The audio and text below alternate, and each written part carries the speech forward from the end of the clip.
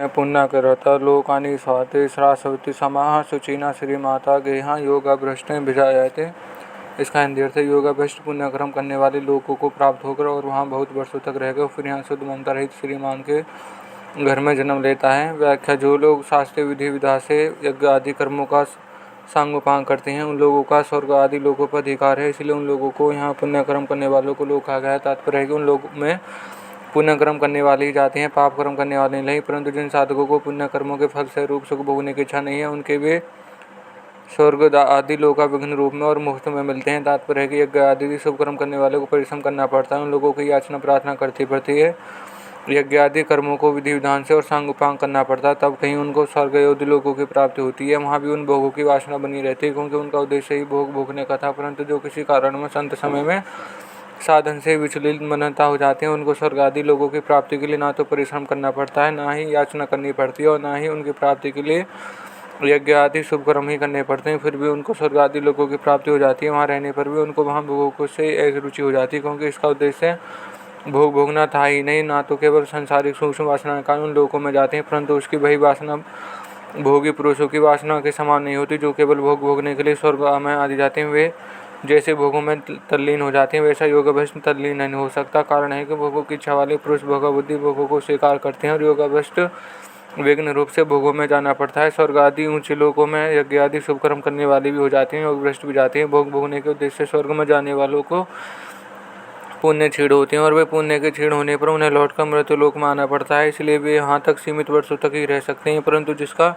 उद्देश्य भोग भोगने का नहीं, प्रत्यु परमात्मा प्राप्ति का है, वह योगाभ्रष्ट किसी सूक्ष्म वासना के कारण स्वर्ग में चला जाए तो वहाँ उसकी साधन संपत्ति क्षीण नहीं होती, इसलिए वह जहाँ असीम वर्षों तक रहता है, अर्थात उसके लिए वहाँ रहने की कोई सीमा नहीं होती। जो भोग भोगने के उद्देश्य से ऊंचे लोकों में जाती हैं, उनका उन लोकों में जाना क्रमजन्य है, परंतु योग भ्रष्ट का ऊंचे लोकों में जाना क्रमजन्य नहीं है, किंतु यह तो योग का प्रभाव है, उनकी साधना संपत्ति का प्रभाव है, उसके सत उद्देश्य का प्रभाव है।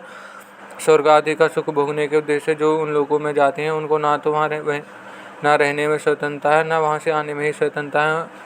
उन्होंने भोग भोगने के उद्देश्य ही यज्ञ आदि कर्म किए हैं, इसलिए उन शुभ कर्मों का फल जब तक समाप्त नहीं होता जब तक वे वहाँ से नीचे नहीं आ सकते, और शुभ कर्मों का फल समाप्त होने पर वे वहाँ रह भी नहीं सकते। परंतु जो परमात्मा की प्राप्ति के लिए ही साधन करने वाले हैं और केवल अंत समय में योग से विचलित होने के कारण स्वर्ग आदि में गए हैं, उनका वासना के तारतम्य होने के कारण वहाँ ज़्यादा कम करना रहना हो सकता है, पर वे वहाँ के भोगों में फंस नहीं सकते। कारण है कि जब योग का जिज्ञासु भी शब्द ब्रह्म का अतिक्रमण कर देता है, तब वह योगाभ्रष्ट वहाँ फंस ही कैसे सकता है। स्वर्ग आदि लोगों के भोग भोगने पर वह भोगों से अरुचि हो जाती है, तब वह योगभ्रष्ट लौटकर मृत्यु लोक में आता है और शुद्ध श्रीमान के घर में जन्म लेता है। फिर उसके फिर लौटकर आने में क्या कारण है, वास्तव में इसका कारण तो भगवान ही जाने, किंतु गीता पर विचार करने से ऐसा दिखता है कि वह मनुष्य जन्म से साधन करता रहा, वह साधन से छोड़ना नहीं चाहता, परंतु समय में साधन छूट गया, अतः उस साधन का जो महत्व उनके अंतकरण में अंकित है, वह स्वर्ग आदि लोकों में भी उस योगभ्रष्ट को अज्ञात रूप से